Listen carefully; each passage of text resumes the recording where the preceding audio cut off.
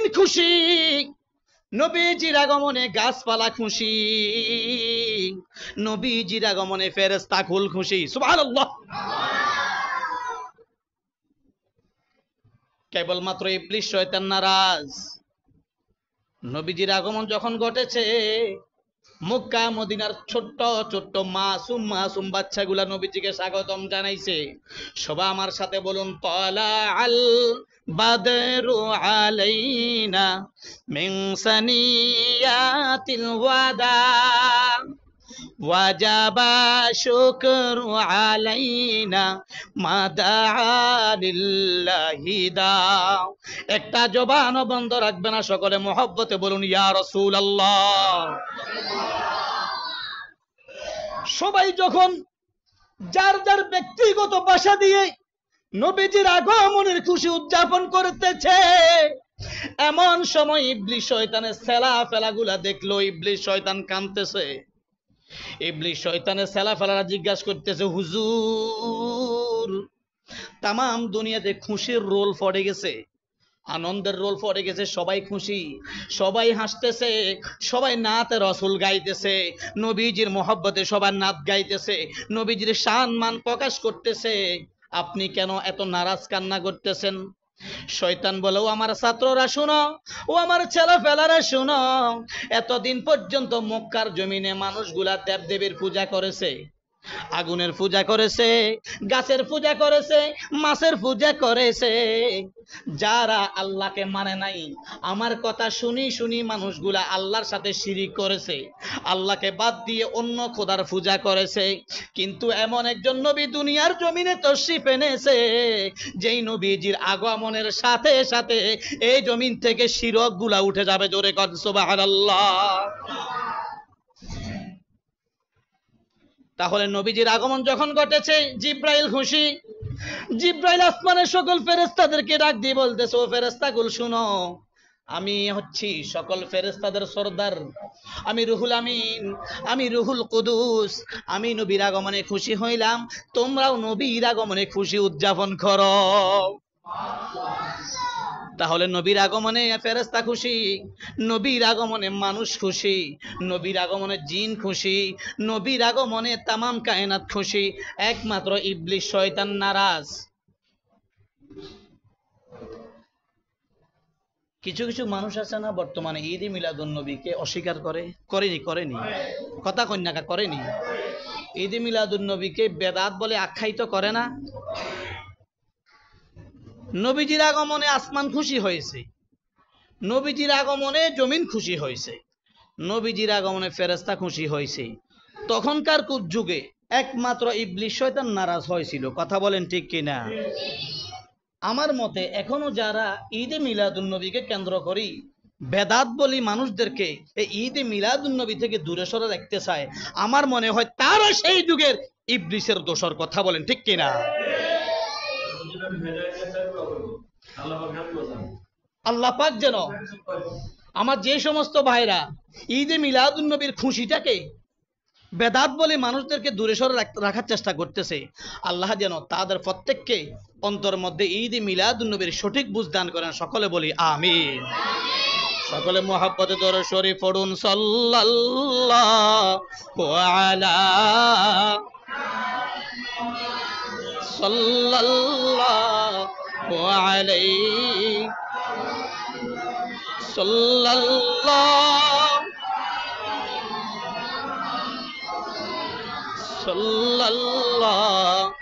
আলাইহি। প্রিয় হাজিরিন, যারা নবীর ঈদ মিলাদুন নবীকে বেদাত বলে, বেদাত শব্দটাকে আমাদের মাঝে এমন ভাবে প্রচার করা হয়েছে যেটাকে আমরা খুবই নিকৃষ্ট নগণ্য মনে করি।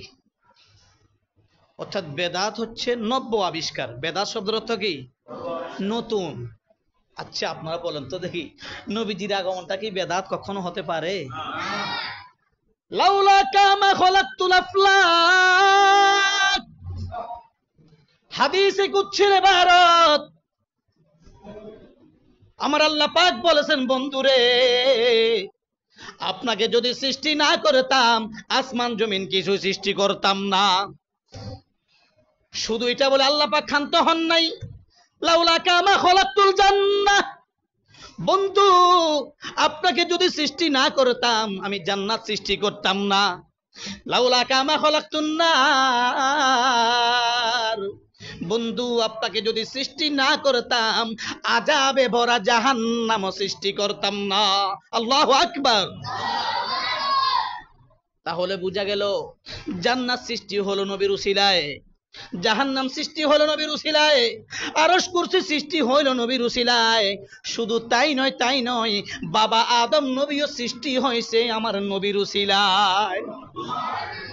এখন অনেকে বলে প্রথম নবী আদম, ভাই সৃষ্টির দিক থেকে প্রথম নবী হচ্ছে মুহাম্মাদুর রাসূলুল্লাহ সাল্লাল্লাহু আলাইহি ওয়াসাল্লাম, কিন্তু সৃষ্টির দিক থেকে প্রথম সৃষ্টি হয়েছে দয়াল নবীজির নূর। কিন্তু আমার নবীজিকে দুনিয়ার জমিনে আল্লাহ রাব্বুল আলামিন প্রধান অতিথি বানাইয়া, সভাপতি বানাইয়া সবার শেষে দুনিয়াতে পাঠিয়েছেন। সুবহানাল্লাহ। আজকের মাহফিলের মধ্যমণি হচ্ছেন আমার অত্র মসজিদের সম্মানিত খতিব সাহেব। আচ্ছা বলুন তো, খতিব সাহেব যখন মুনাজাত দিয়ে দিবে এরপরে আর কোনো মুসল্লি এখানে থাকবে? থাকবে নি? থাকবে না। তাহলে এখন আজকের মাহফিলে আমার দাম বেশি নাকি খতিব সাহেবের দাম বেশি? কেন ওনার দাম বেশি?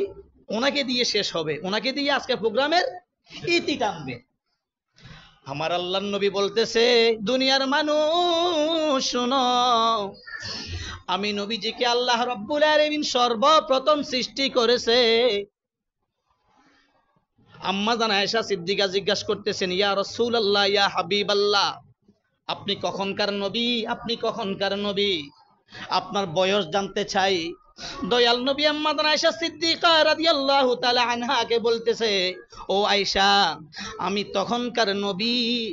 আমাকে যখন সৃষ্টি করা হয়েছে তখন আমি দেখলাম বাবা আদমকে সৃষ্টি করার জন্য মাটি এবং পানি একসাথে করা হয়েছে। তখনও বাবা আদমকে সৃষ্টি করা হয় নাই, তখনও আমার নবী নবী। কথায় কথায় এসে যায়। জিবরিল আমিন আল্লাহর হাবিবের দরবারে তাশরিফ আনলেন। হুজরা শরীফের মধ্যে যাইয়া নবীজিকে ডাকতেছে, নবীজিকে ডাকতেছে, নবীজির কোনো আওয়াজ নাই। ভিতর থেকে আম্মাজান, ভিতর থেকে মা ফাতেমাতুজ জাহরা রাদিয়াল্লাহু তাআলা আনহা বলতেছে, চাচা যান, বাবা হুজরা শরীফে নাই। সচরাচর আমাদের এদিকে বাবার বড় ভাইকে আমরা বলি জেঠা, ছোট ভাইকে বলি চাচা।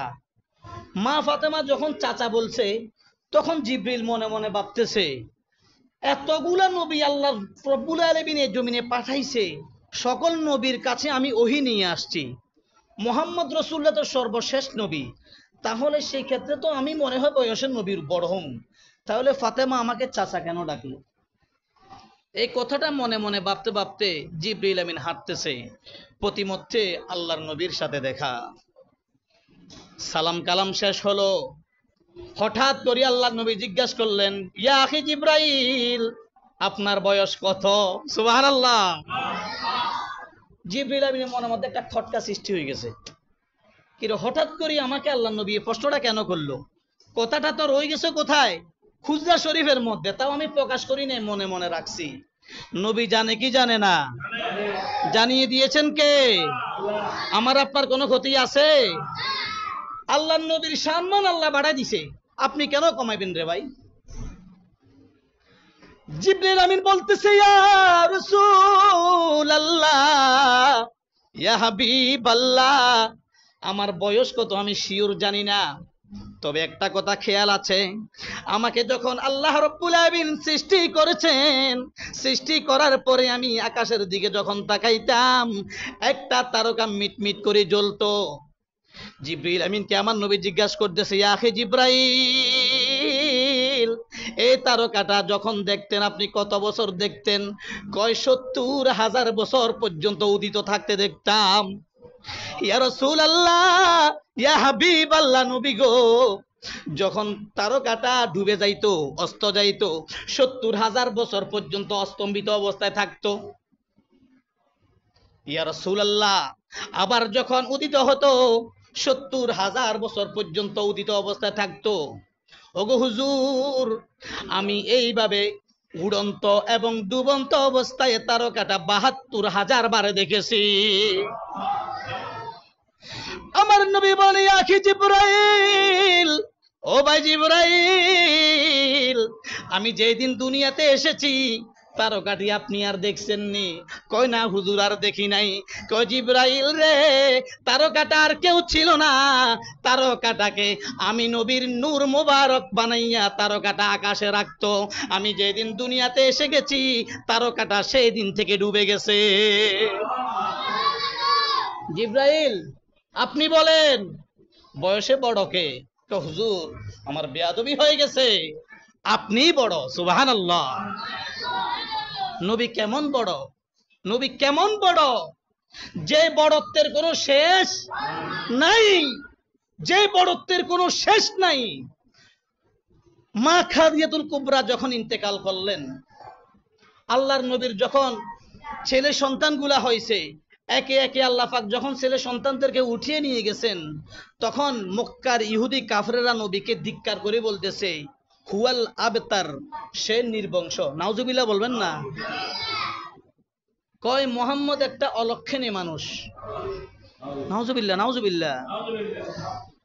খাদিজাকে বিয়ে করছে, খাদিজাও মারা গেছে। এতগুলা ছেলে সন্তান হয়েছে, ছেলে সন্তানগুলো মারা গেছে। বুঝা গেল মোহাম্মদের আল্লাহ ভালোবাসেন না। নাউজুবিল্লাহ বলেন। তখন এই ভারাক্রান্ত মন নিয়ে আমার নবীজি খানায় কাবার মধ্যে গেলেন। খানায় কাবার যে হাতিম রয়েছে, যারা মক্কাতুল মুকাররমায় গেছেন দেখছেন, খানায় কাবার হাতিমের পাশে আমার নবী ঠেস দিয়ে বসে রয়েছেন দুঃখ ভরা মন নিয়ে।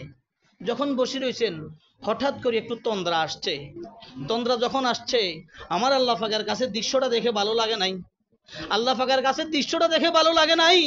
যেই নবীর মায়া পড়ি আমি খানায় কাবা সৃষ্টি করছি, যেই নবীর ভালোবাসায় পড়ি আমি মক্কা মদিনা সৃষ্টি করছি, আমার বন্ধু আজকে ভারাক্রান্ত মন নিয়ে বসে আছে। মক্কার কাফেররা আন নবীর কর নির্বংশ, অলক্ষণে কর। জিব্রাইল, যাও আমার বন্ধুর কাছে যাইয়া প্রথমে আমার সালাম দাও। সুবহানাল্লাহ। প্রথম আমার সালাম জানাও, তারপরে বলে দাও ওয়া রাফা'না লাকা যিকরাক। বন্ধু, মক্কার কাফেররা আপনাকে নির্বংশ বলতেছে না, তারাই নির্বংশ। আবু জাহেল আপনাকে নির্বংশ বলতেছে, তার মৃত্যুর পরে তাকে কেউ স্মরণ করবে না। কেউ যদি তাকে স্মরণ করেও লাঞ্ছিতর সাথে স্মরণ করবে, বেইজ্জতির সাথে স্মরণ করবে, ধিক্কারের সাথে স্মরণ করবে। আমি আল্লাহ ঘোষণা দিচ্ছি, আপনার জিকির, আপনার স্মরণ, আপনার শান, আপনার মান, আপনার ইজ্জত আমি আল্লাহ বুলন্দ করে দিয়েছি। তাহলে যেই নবীর শান মান আল্লাহ প্রকাশ করতেছেন, ওই নবীর শান তুমি মৌলভী সাহেব প্রকাশ করলেও কি না করলেও কি, সেটা আমার নবীর কিছু আসে আর যায়। আল্লাহ পাক বলতেছেন আল্লাহুস সামাদ, আমি অমুখাপেক্ষী, আমি বান্দার নামাজের দিকে তাকাই থাকি না, বান্দা রোজা রাখতেছে না সেদিকে আমি তাকাই থাকি না। তামাম দুনিয়ার সকল বান্দা সবগুলা মিলে যদি আমার ইবাদত করে তাতে আমার কোনো লাভ নাই। যদি সকল বান্দা আমাকে একটা মুহূর্তের জন্য স্মরণ না করে তাতে আমি আল্লাহর কোনো লসও, কেননা আল্লাহ হুস-সামাদ, আমি আল্লাহ সব কিছু থেকে অমুখাপেক্ষী, আমি আল্লাহ সব কিছু থেকে অমুখাপেক্ষী। তো সুতরাং ভালো কাজ করো জান্নাত পাইবা, খারাপ কাজ করবা জাহান্নামে যাইবা, সেটা তোমার ব্যক্তিগত ব্যাপার। তো সুতরাং যখন মক্কার ইহুদি নাসাররা যখন বলতেছে হুয়াল আবতার, হুয়াল আবতার, হুয়াল আবতার, তখন আমার নবীজিকে আল্লাহ পাক সান্ত্বনা দিচ্ছে, বন্ধু তারা আপনাকে আবতার বললে কি হয়েছে? কিয়ামত পর্যন্ত আপনার নারা রিসালাতের স্লোগান আপনার উম্মতরা দিতে থাকবে, কিন্তু Abu Jahl, Abu Lahab, Utba, cyber slogan কেউ দিবে।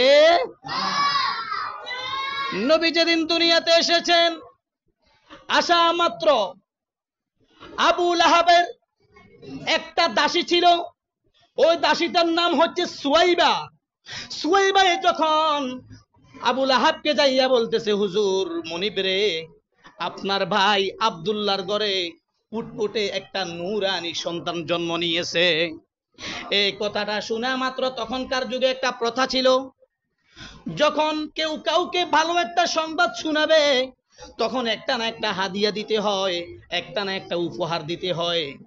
আবু লাহাব নবীজির আগমনে এত বেশি খুশি হয়ে গেলেন, এত বেশি আনন্দিত হলেন, কথাটা শোনার সঙ্গে সঙ্গে আবু লাহাব সুয়াইবাকে বলতেছে, যা রে সুয়াইবা, তোকে আজকে থেকে আজাদ করে দিলাম, তোকে আজকে থেকে আজাদ করে দিলাম। কিতাবের মধ্যে এসেছে আবু লাহাব যখন মারা গেছে সে তো একেবারে সিল মারা জাহান্নামী, কোনো সন্দেহ। কিন্তু আবু লাহাব বলতেছে যখন সোমবার দিন আসে, প্রত্যেক সপ্তাহে যখন সোমবার দিন আসে, দুটা রেওয়ায়েত আসছে। একটা রেওয়ায়েতের মধ্যে আসছে আবু লাহাব শাহাদাত আঙ্গুল দিয়ে ইশারা করছে, আর একটা রেওয়ায়েত আসছে আবু লাহাব কনিষ্ঠ আঙ্গুল দিয়ে ইশারা করছে। খোঁজ যে যখন সপ্তাহে সোমবার আসে আমার প্রতি কেমন যেন জাহান্নামের আযাব হালকা হয়ে যায়, হালকা হয়ে যায়। সুবহানাল্লাহ, জাহান্নামের আযাব হালকা হয়ে যায়। এবং আমি যে আঙ্গুল দিয়ে সুয়াইবাকে ইশারা করে বলেছিলাম তোকে আজকে থেকে আজাদ করে দিলাম, ওই আঙ্গুলের মাথার মধ্যে আমি যখন মুখটা লাগাই তখন জান্নাত থেকে দুধের নহর আমার মুখের মধ্যে আসে, মধুর নহর আমার মুখের মধ্যে আসে। সুবহানাল্লাহ। এখন এই জিনিসটাকে কেন্দ্র করে কিছু কিছু লোকে কয় নবীর মিলাদে খুশি হওয়ার কারণে আবু লাহাব জাহান্নামে গেছে। এটা কোনো যুক্তি? নবীর আগমনে খুশি হওয়ার কারণে আবু লাহাব কোথায় গেছে? আরে ভাই, আবু লাহাব তো জাহান্নামে গেছে, নবীর আগমনে খুশি হওয়ার কারণে, বেঈমান অবস্থায় মরার কারণেও নবীর আগমনে খুশি হওয়ার কারণে বেঈমান জাহান্নামী সামান্য একটু খুশি হয়েছে, যার কারণে এত সুন্দর একটা সুব্যবস্থা জান্নাত থেকে তার জন্য দুধ আর মধুর ব্যবস্থা হয় সোমবারে। না জানি আবু লাহাব যদি ঈমান নিয়ে মরতো তাহলে আবু লাহাব জান্নাতুল ফেরদাউসের উচ্চ মাকামে থাকতো। জোরে বলেন কথা ঠিক কিনা? আবু লাহাব নবীর আগমনে খুশি হওয়ার কারণে জাহান্নামী হয়েছে। আর ভাই সে তো বেদিন। এখন আবার এটাও বলে যারা ঈদ মিলাদুন্নবী পালন করে তারা আবু লাহাবের উত্তরসূরি। নাউজুবিল্লাহ বলবেন না? নবীর আগমনে খুশি হয় নাই কে? নবীর আগমনে খুশি হয় নাই কে? সবাই তো খুশি, শুধুমাত্র ইবলিস শয়তান নারাজ হয়েছে। খতিব সাহেব হুজুর আসছেন তো, সুতরাং আল্লাহ পাকের বান্দাগণ, খতিব সাহেব হুজুর আসবেন ইনশাআল্লাহ, সার গর্ব আলোচনা করবেন আজকে। পবিত্র ঈদে মিলাদুন নবীর সার গর্ব আলোচনা করবেন আজকে হুজুর ইনশাআল্লাহ। আমরা সকলের ধৈর্যের সাথে বসবো তো ইনশাআল্লাহ। আল্লাহ যেন আমাদের প্রত্যেকের অন্তর মধ্যে নবীজির মিলাদের প্রতি মহব্বত রেখে নবীজির সিরাতটা আমাদের প্রত্যেককে ধারণ করার তৌফিক দান করুন। সকলে বলুন আমিন। ওয়া আখির দাওয়ানা আনিল হামদুলিল্লাহি রাব্বিল আলামিন ওয়া মা আলাইনা ইল্লাল বালাগ।